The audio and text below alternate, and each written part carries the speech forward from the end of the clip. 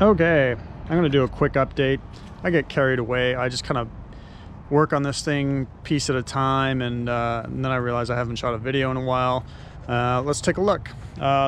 Even though the bumper is dirty, the bumper is brand new. I don't have it perfectly lined up yet because it's going to be going to the body shop, so I don't care. All new lights and grill and everything in the front. I don't have the chrome pieces on because, like I said, it's going to go to the body shop, so there's no point in putting the chrome pieces on. New emblem. Sanded the hood down to metal again. Went back over it, fixed some dents, primed it. Obviously, fenders, the two front fenders are new off of different trucks. They have a couple little things that need to be bodied up, but nothing, just super simple for a body shop. And then sanded the whole truck back down to metal again and primered it again. Also temporarily put in the new rear sliding window with a, I think it's 15% tint or 20% tint. I don't have the strip in here because I know it's just going to get pulled right back out. For the body shop, old spare tire. God, I think that thing's 40 years old. Maybe they've replaced it since, but I have new emblem here. Need to repaint this black stripe here. This is decent. It's got some scratches and a couple of small dents, but realistically, it'll be fine.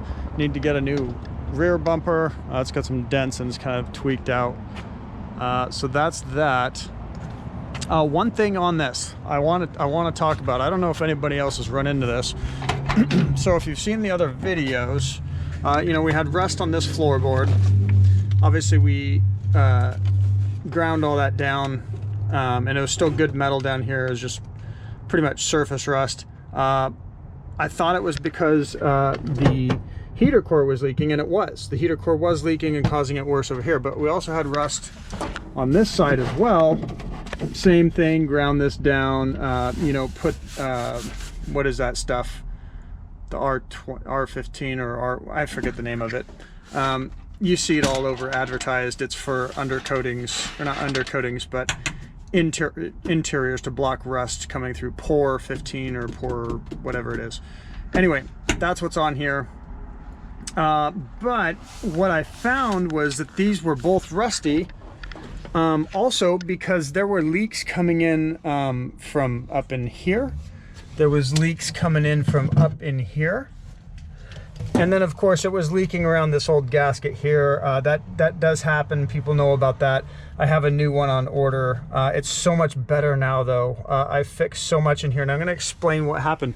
Also, there was a leak over in here underneath the emergency brake pedal, and it was rusted up on the bolts, and I couldn't figure out where it was coming from. I'll show you what I'm talking about here in a minute. Let me pop the hood. I apologize for my video work.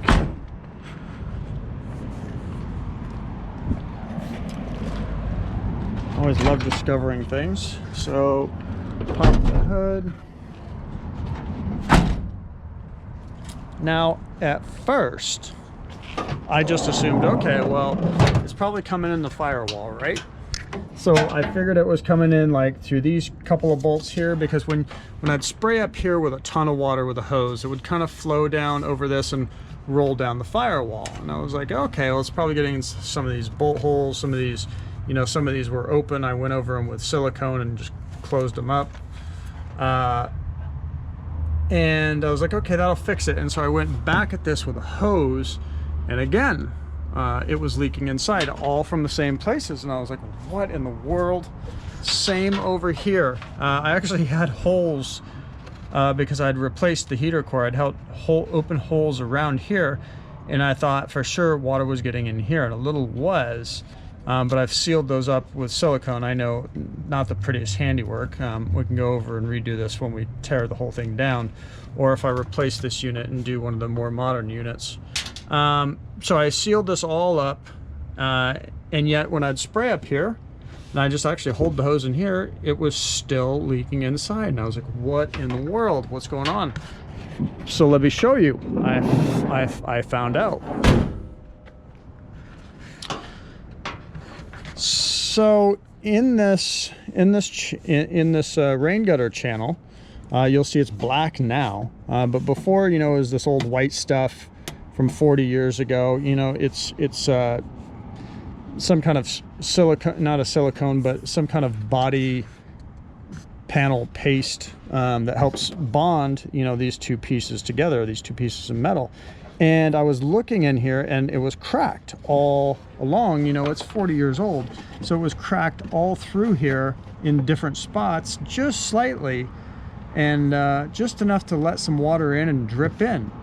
So I was like, could that be it? So I got two tubes of JB weld that's meant to bond body panels back together.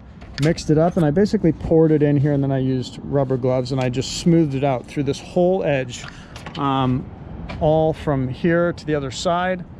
Let it dry for a couple of days, held the hose in here, and no more leaks inside. So I just wanted to throw that out there to anybody that might be having ghost leaks or mystery leaks.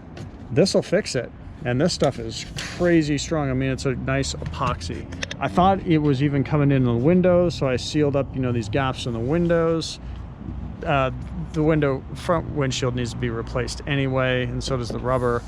So I went around the whole rubber and made sure that there's no holes there.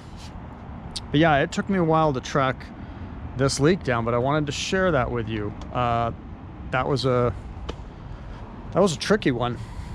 That took me a little while to find, and I'd never seen anybody do a video on that before. I wanted to make one other, or I've made one other significant upgrade as well. I should have pointed it out earlier.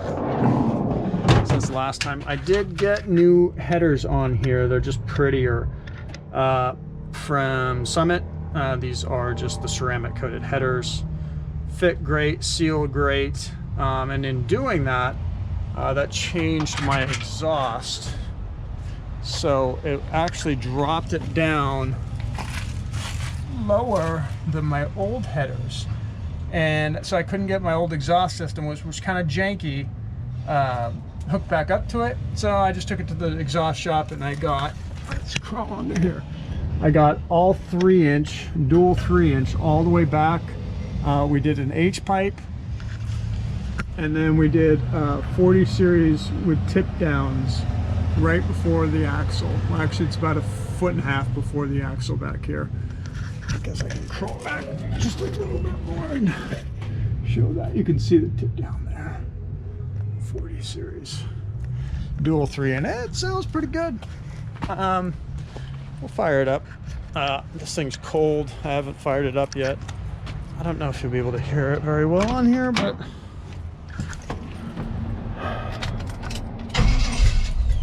oops, get some gas.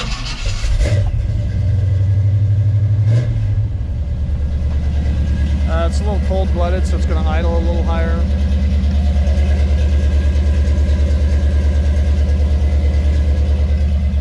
But it sounds good.